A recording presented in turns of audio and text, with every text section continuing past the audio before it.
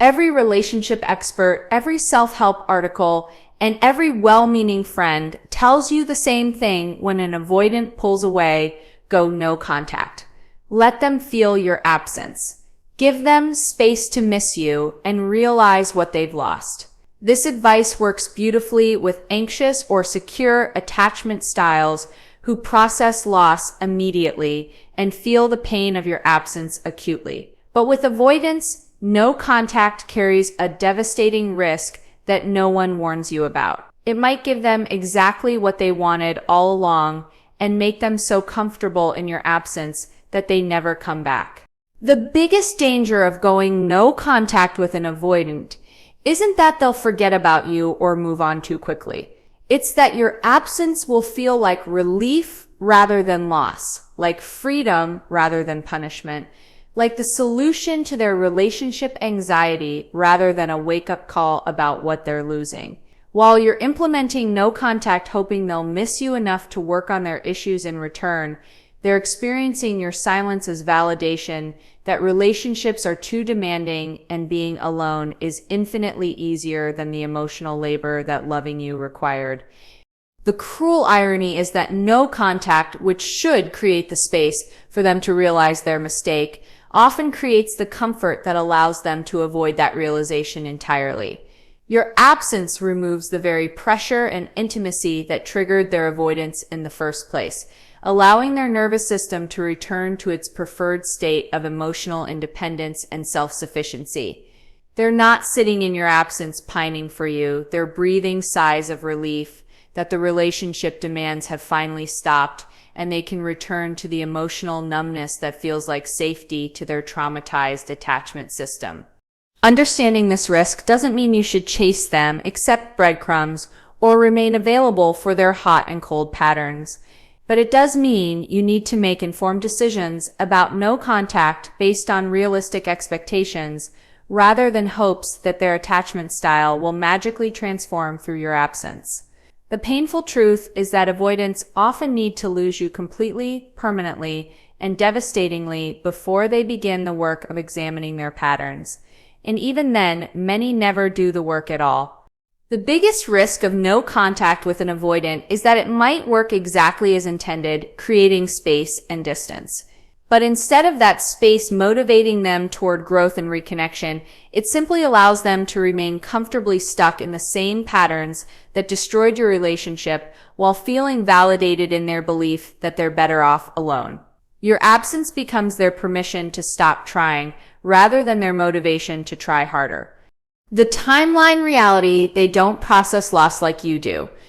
Understanding the avoidance delayed emotional processing timeline is crucial for managing expectations about no contact, because their experience of loss operates on a completely different schedule than yours, often taking months or even years to fully register while you're experiencing acute pain immediately.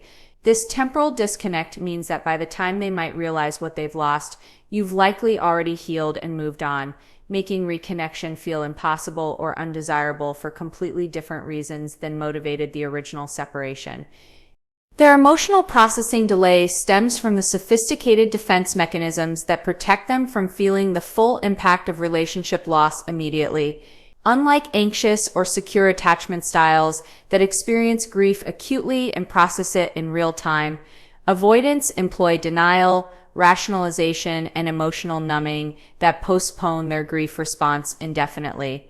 While you're devastated in the first days and weeks, they're often feeling relief, validation, or simple emotional flatness that suggests the relationship meant less than it actually did. The timeline typically unfolds in predictable phases that can span months or years. The first phase, weeks 1 to 4, involves relief, validation of their choice to leave, and busy distraction with work, hobbies, or new romantic interests. The second phase, months 2 to 4, might include occasional moments of missing you mixed with continued rationalization about why the ending was necessary. The third phase, months 4 to 8, often brings growing awareness of emptiness and questions about their patterns. The fourth phase, months 8 plus, sometimes includes genuine grief and recognition of what they lost. But by this point, significant time has passed and circumstances have changed dramatically. Their delayed processing means they might reach out just when you finally started healing, creating a cruel timing mismatch where their realization of loss coincides with your realization of freedom from their dysfunction. Your no contact that was meant to create space for them to miss you might work, but on a timeline that makes their eventual recognition irrelevant to your current emotional state and life circumstances.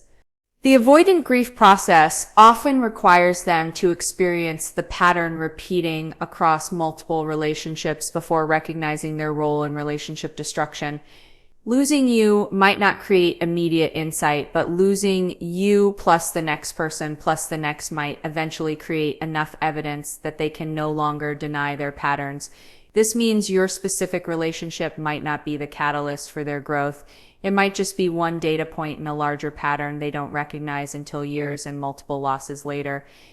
Their processing timeline is further complicated by the fact that they often don't connect their growing loneliness and dissatisfaction with the specific loss of you. They might feel generally empty or recognize something is missing from their life without identifying that something as the intimate connection they sabotaged with you. This diffuse sense of loss without specific attribution makes them less likely to reach out or recognize that returning to you specifically could address their growing awareness of isolation. The delayed timeline includes them needing to exhaust all their distraction and avoidance strategies before being forced to feel the actual grief of losing you. They have to fail at replacing you with work success, new relationships, social activities, and self-sufficiency narratives before hitting the wall where their avoidance tactics stop working and they're forced to confront what they've lost. This process can take years, and many avoidants never complete it, remaining in comfortable denial indefinitely. Their emotional processing often requires external catalysts that force confrontation with their patterns. A health crisis, aging parents' mortality, a friend's successful relationship, or a therapist's intervention rather than occurring naturally through your absence alone. Your no contact creates necessary but not sufficient conditions for their growth. They also need circumstances that make their avoidance unsustainable or consequences that break through their sophisticated defense mechanisms. The timeline reality means that even if your no contact eventually works to make them realize their mistake, the timing might make reconciliation impossible, undesirable, or irrelevant to your current life. You might be happily partnered with someone else when they finally reach out. You might have processed your grief so completely that their return feels more annoying than validating. You might have grown so much that their unchanged state makes reconnection feel like regression rather than resolution.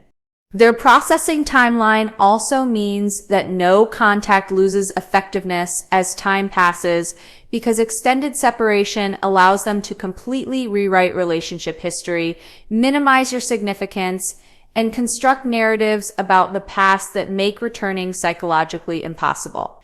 The longer the silence, the more their memories get filtered through their avoidant lens until they remember only the relationship anxiety and forget the genuine connection, love, and potential that existed between you.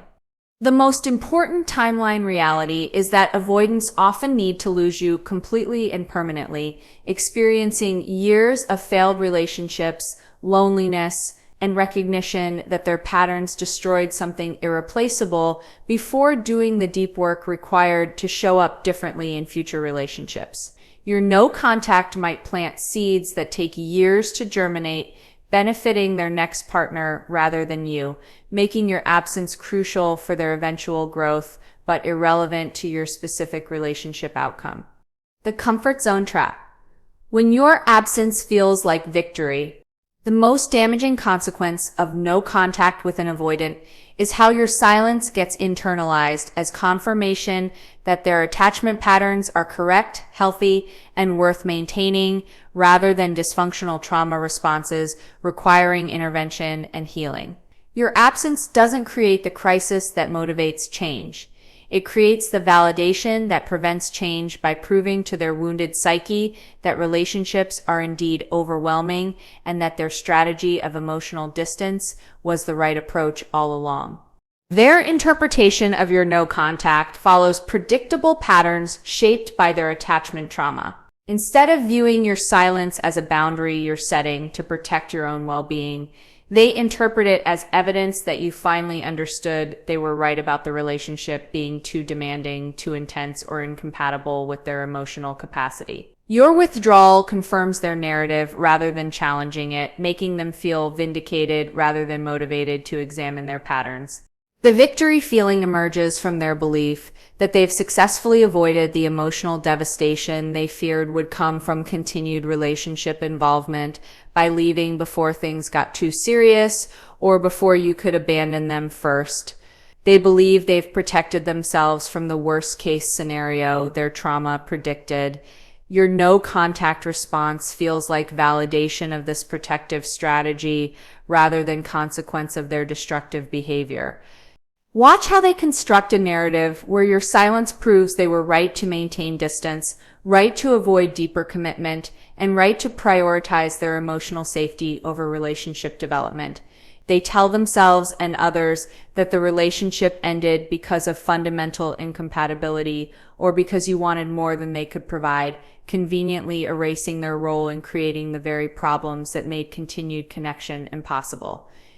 Their comfort zone mindset treats your absence as the natural outcome of relationship dynamics that were always going to fail because of your different attachment needs, relationship expectations, or emotional capacities. This framing positions the ending as inevitable rather than preventable through their growth and change, absolving them of responsibility while confirming their belief that their avoidant approach to relationships protects them from worse pain. The validation they feel extends to their broader worldview about intimate relationships being fundamentally problematic for people like them.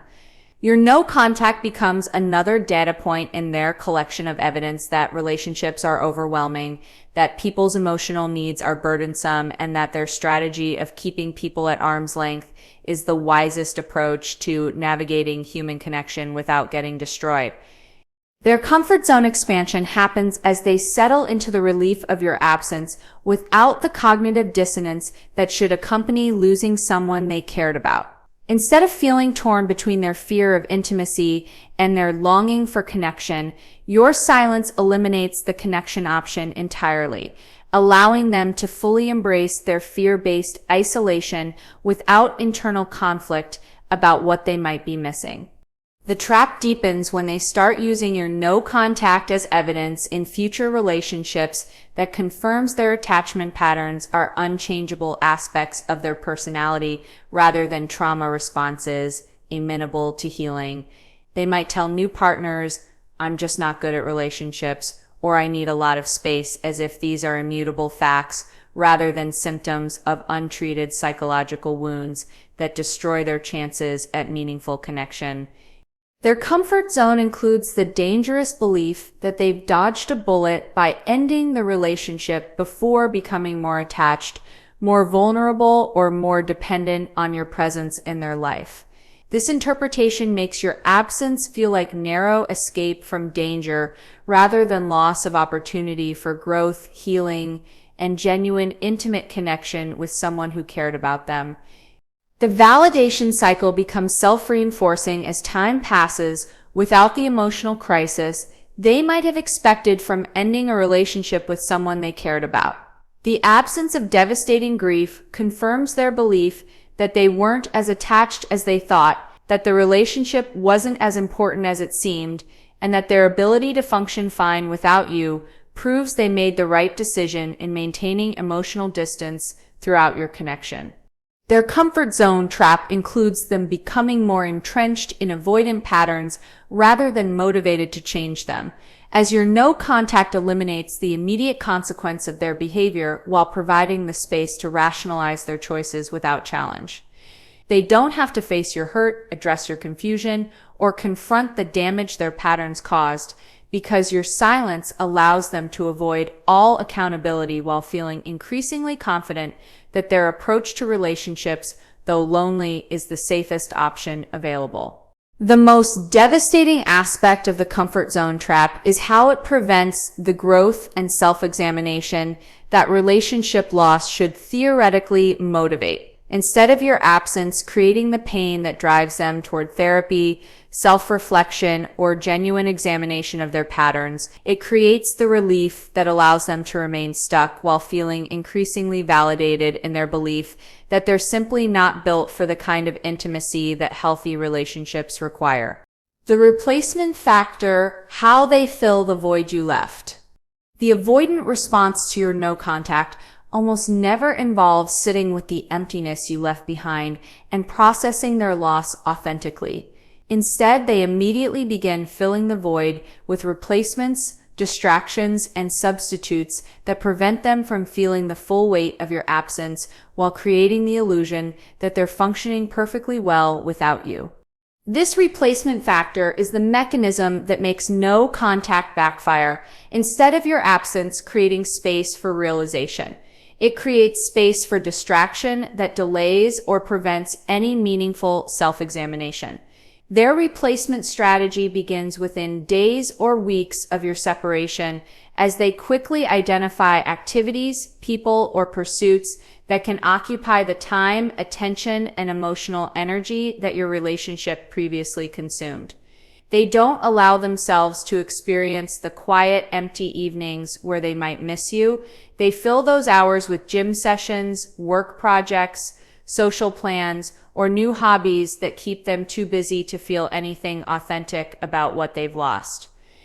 The romantic replacements arrive with shocking speed as they jump into dating apps, reconnect with exes, or pursue new interests who provide the validation and distraction that prevents them from sitting with grief about losing you. These new connections aren't about finding someone better. They're about finding someone different enough to prove they've moved on while maintaining surface-level engagement that doesn't trigger their attachment fears. They can enjoy the honeymoon phase with someone new while congratulating themselves on being over your relationship.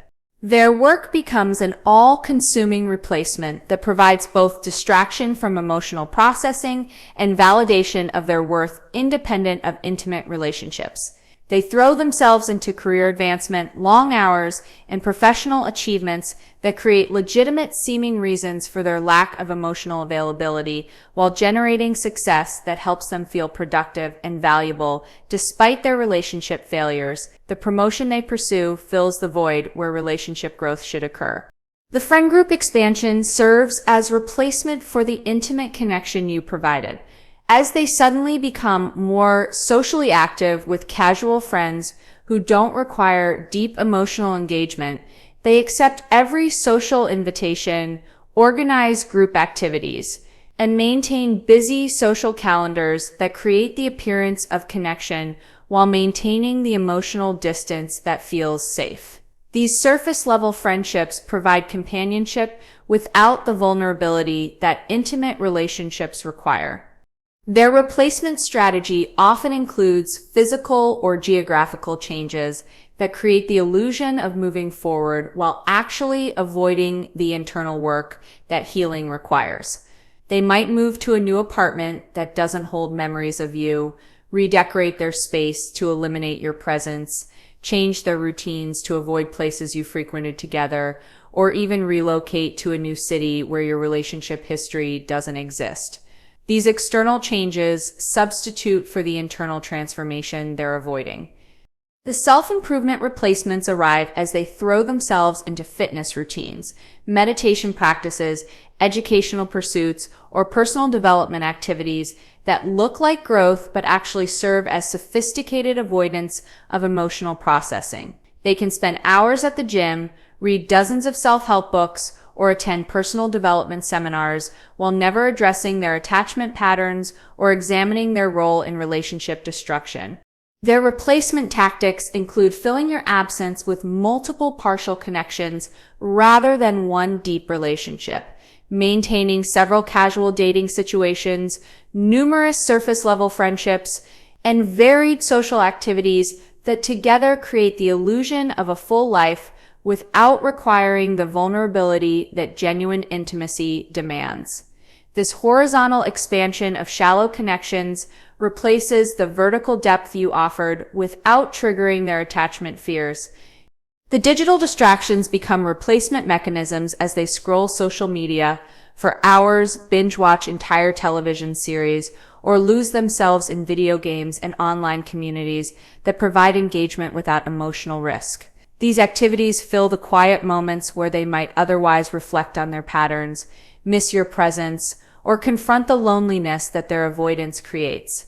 Their replacement strategy often includes them pursuing new interests or reviving old hobbies that create identity independent of relationship status, while providing endless distraction from emotional processing. They might suddenly become passionate about rock climbing, painting, learning an instrument, or any pursuit that consumes time and mental energy, while generating accomplishments that validate their worth outside of intimate connection. The most sophisticated replacement involves them developing narratives and beliefs that fill the void your absence created with philosophical or psychological frameworks that rationalize their choices.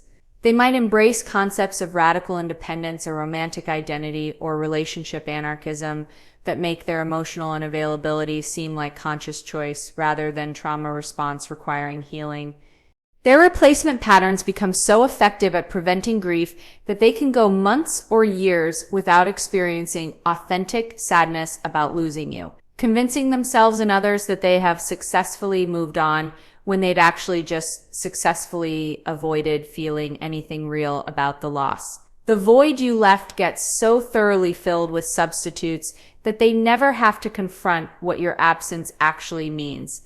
The tragic reality of their replacement factor is that it prevents the very realization that no contact is supposed to create.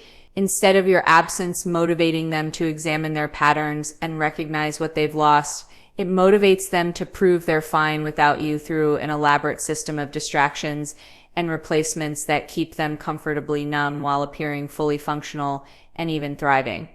The alternative approach: strategic contact versus complete silence. Understanding the risks of no contact with avoidance doesn't mean remaining endlessly available for their hot and cold patterns or accepting breadcrumbs while hoping they'll eventually commit. It means making strategic decisions about communication that protect your well-being while avoiding the trap of giving them exactly the comfortable distance that makes them never examine their patterns or recognize what they've lost. The strategic contact approach involves maintaining just enough presence to prevent them from completely rewriting relationship history or becoming too comfortable in your absence, while establishing clear boundaries that protect you from their emotional unavailability. This might mean responding to their occasional messages with friendly but brief replies that don't invite deep conversation, or reaching out once every few weeks with casual check-ins that keep you on their radar without appearing desperate or pursuing. The key distinction is between contact that serves their avoidance by providing validation and attention without requiring them to show up authentically versus contact that serves your goals by maintaining connection while enforcing standards for how you'll accept being treated. Strategic contact means you're present but not pursuing, available but not accommodating their dysfunction, visible but not vulnerable to their mixed signals. When no contact is the right choice becomes clear, when the avoidant has demonstrated complete unwillingness to acknowledge their patterns, take responsibility for their behavior, or make any genuine effort toward growth and change. If they've repeatedly ghosted, shown disrespect for your feelings, or made clear through actions that they have no intention of meeting your needs, complete silence protects you from continued harm while allowing both parties to move forward separately. No contact backfires when implemented as punishment designed to make them suffer, manipulation intended to force their return, or strategy based on the assumption that your absence will automatically trigger their growth and realization. These motivations create expectations that set you up for disappointment. When the avoidant responds to your silence with relief rather than panic, comfort rather than crisis, or permanent distance rather than desperate reconnection attempts. The alternative approach recognizes that you cannot control their response to your absence, cannot force them to examine their patterns, and cannot make them value what they're losing if their trauma prevents them from recognizing value in intimate connection. Your communication strategy should serve your healing and protection rather than attempting to manipulate their psychological process or timeline for realization. Strategic contact might include setting a specific timeline for yourself, perhaps maintaining minimal friendly contact for 3 months while observing whether they demonstrate any genuine change, growth, or effort toward addressing their patterns. This gives you data about their capacity and willingness to work on themselves while protecting you from indefinite waiting without information about their intentions or progress. The informed decision about no contact versus strategic contact depends on honest assessment of what you're hoping to accomplish, what the avoidant has demonstrated about their capacity for change, and what serves your long-term well-being rather than short-term hope that they'll transform through your absence. If maintaining any contact leaves you anxious, obsessive, or unable to move forward with your life, complete no contact becomes necessary, regardless of how it might affect the avoidant. Your communication strategy should prioritize your healing, growth, and movement toward relationships that can actually meet your needs, rather than focusing on creating conditions that might eventually make an avoidant realize what they lost. Their realization, if it comes, must be their own journey that doesn't depend on your perfect execution of contact versus no contact strategies. The most important recognition is that you cannot save someone from their own patterns through your communication approach, cannot love someone into healing through your availability or absence, and cannot control whether they eventually do the work required to show up differently in relationships. Your choice about contact is really a choice about what serves your dignity, peace, and movement toward the kind of love that doesn't require strategic communication planning to maybe possibly eventually be reciprocated by someone capable of consistent emotional availability.